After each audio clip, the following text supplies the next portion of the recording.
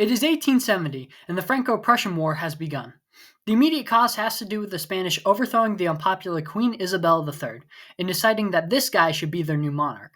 Leopold was a German prince from the House of Hohenzollern, the ruling house of the North German Confederation led by the Kingdom of Prussia. Led by King Wilhelm I and Chancellor Otto von Bismarck, Prussia had ambitions to unify the German people, and it hoped that they could use this event to provoke a war with the Second French Empire, under Napoleon's nephew Napoleon III. As expected, France made a fuss about it, and Leopold ultimately refused the throne. Emboldened by this diplomatic victory, Napoleon III sent a diplomat to the German king to get a guarantee that no Hohenzollern will ever be candidates for the Spanish throne, something which Wilhelm declined, knowing that he couldn't promise that forever.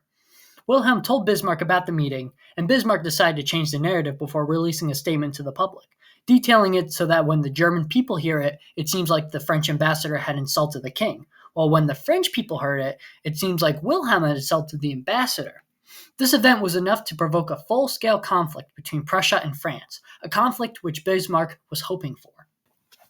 Both France and Prussia's armies were regarded as the best in Europe, having won recent victories within the past 20 years against numerous adversaries. Both were well equipped and were based around a core of professionals. The main difference between the two was that Prussia fielded a generally superior army command, with tactical mastermind Helmuth von Moltke at its helm. In addition, Prussia took better advantage of its railway systems to transport men and equipment, meaning that it could bring the full force of its armies to the front line much quicker than the French could.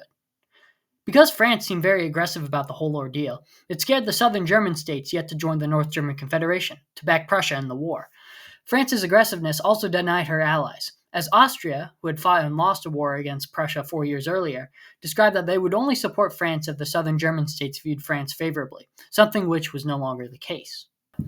Nonetheless, France declared war against Prussia on the 16th of July, 1870, and on the 2nd of August of that year, French forces crossed the border into Prussia, capturing the small town of Saarbrücken.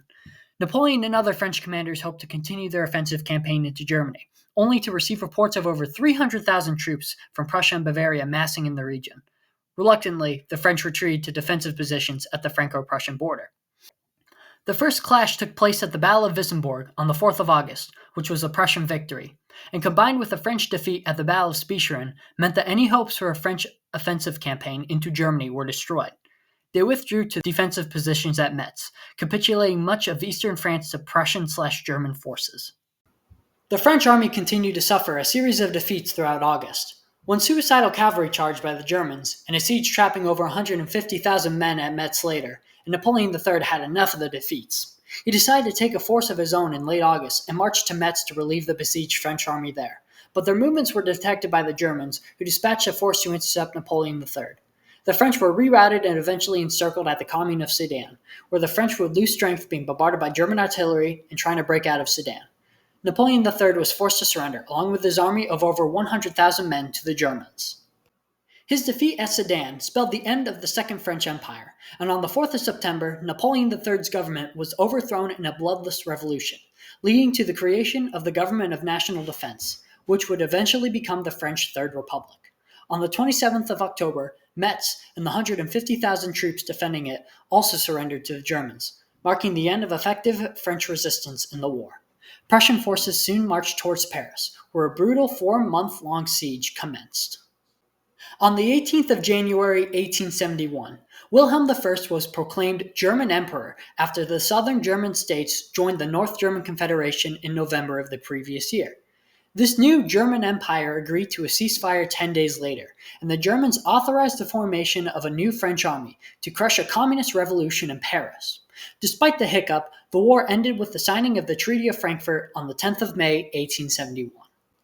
In the treaty, Germany annexed the regions of Alsace and parts of Lorraine, forced France to pay a war indemnity of 500 billion francs, and forced France to recognize the new German Empire.